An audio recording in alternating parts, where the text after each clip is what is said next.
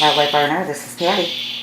I started with White Pine Wildlife down in Fall Creek, and then volunteered 7 days a week, 4 hours a day, and went out to photograph the animals so people could understand what they took in, because they had the permits for everything. And my attention span's like a child's, so I loved the variety of all the animals.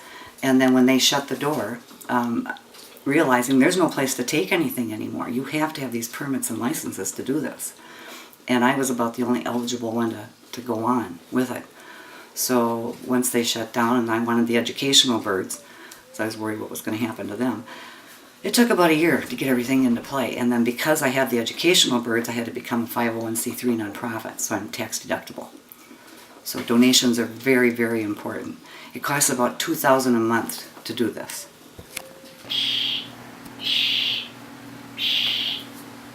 Oh, this is the coyote? Here you go.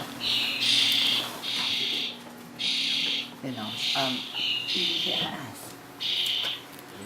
We have something going on with our right ankle. He's walking and doing things, but he quit running, because for a while, there a couple days, he was bouncing around like a kit would.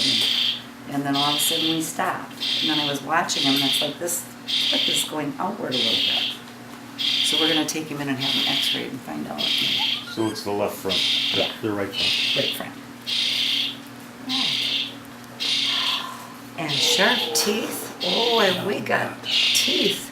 We're taking their domain. We're taking their habitat from them. So where are they supposed to go? And then when they get in trouble, at least we've got a place to bring it.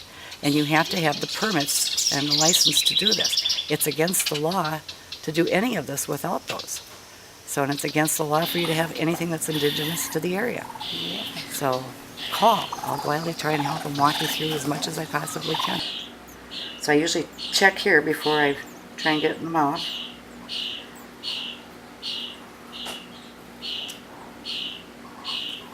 And you have to be so careful. They all have a glottis, which is a hole in the middle of the tongue.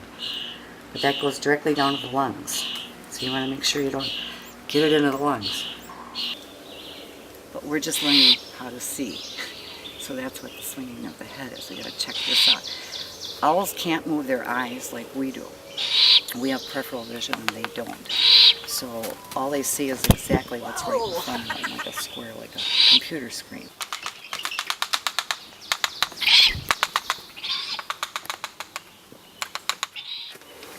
We'll let you in. Hey, Barker. Hey, sweetheart. Barker's a barred owl, and he has a detached retina in his right eye. And we're going to go through a little play game here. Yes. Yes. Hi. Hi. Oh, yes. Yes.